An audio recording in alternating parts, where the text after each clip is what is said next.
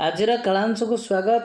ଆଜି ଆମେ ଚତୁର୍ଥ ଶ୍ରେଣୀ ଭାଷା ମହକ ପୁସ୍ତକର ଟିକି ଚଢ଼େଇ କବିତାଟିକୁ ଆଲୋଚନା କରିବା।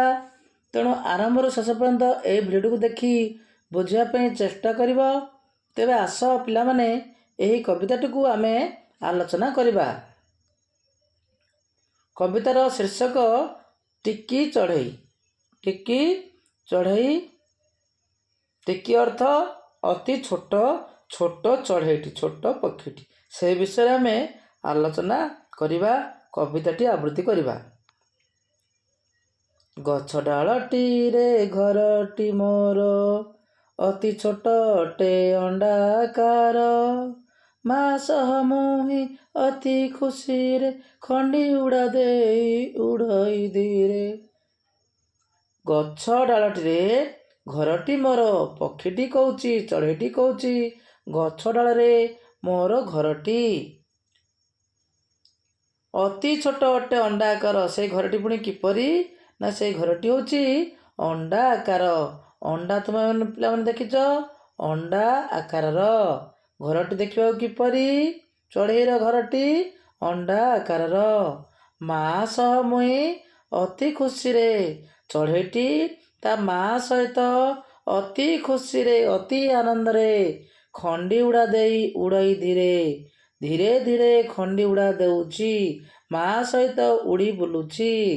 ମା ସହ ମୁହିଁ, ମୁହିଁ ମାନେ ମୁଁ, ପକ୍ଷୀଟି କହୁଛି ମୋ ମା ସହିତ ମୁଁ ଅତି ଖୁସିରେ ଖଣ୍ଡି ଉଡ଼ା ଦେଇ ଧୀରେ ଧୀରେ ଉଡ଼ି ବୁଲେ।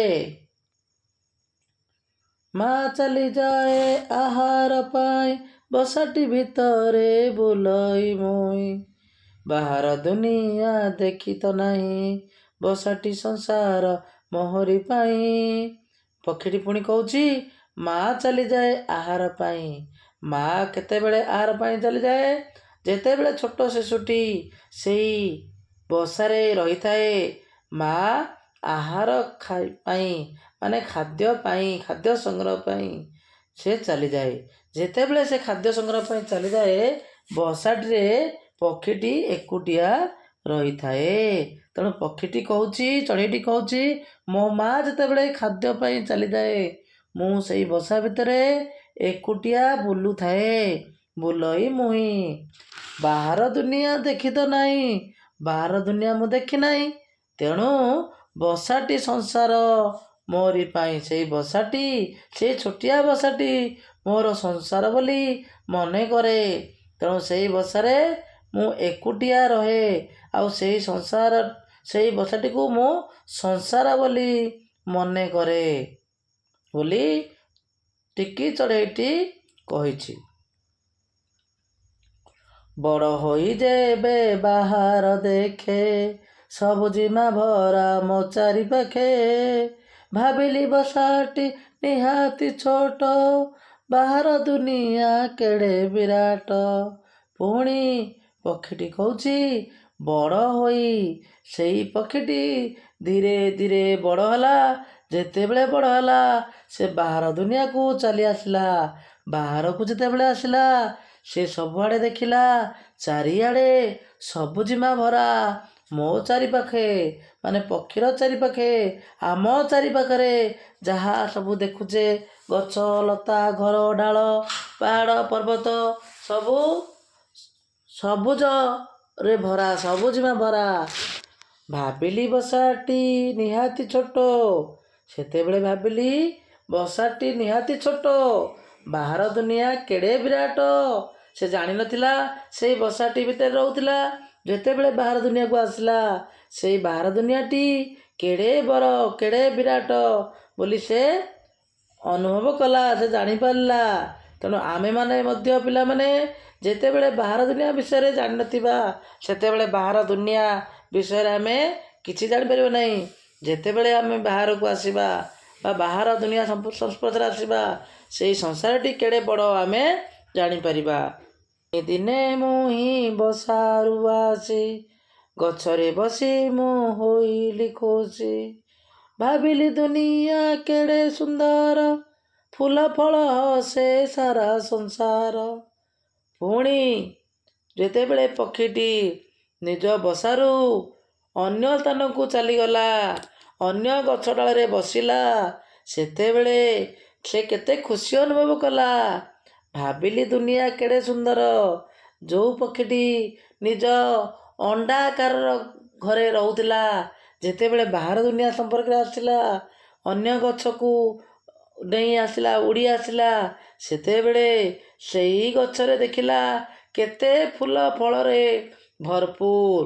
ଗଛରେ ଫୁଲ ଫଳ ଭରପୁର ହୋଇଛି। ସେଇ ଫୁଲ ଫଳରେ ସାରା ସଂସାର ହସୁଥାଏ।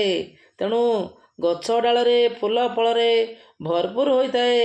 ସେଇ ଫୁଲ ଫଳକୁ ଦେଖି ପକ୍ଷୀଟି ଆନନ୍ଦ ପାଉଥିଲା।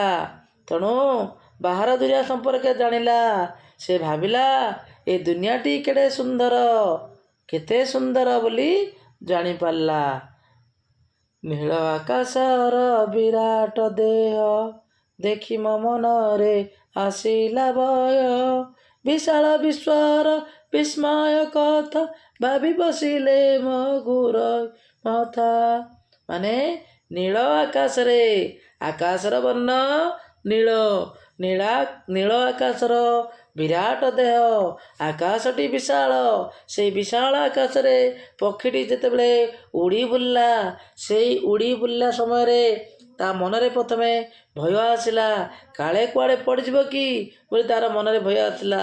ତେଣୁ ଏଇ ବିଶାଳ ସଂସାର, ଯେଉଁ ଛୋଟ ଘରେ ପକ୍ଷୀଟି ରହିଥିଲା, ସେଇ ବିଶାଳ ସଂସାର ବିଷୟରେ ଯେତେବେଳେ ଜାଣିଲା, ସେଇ ବିଶାଳ ସଂସାର ବିଶ୍ୱର ବିସ୍ମୟ କଥା ଜାଣିଲା।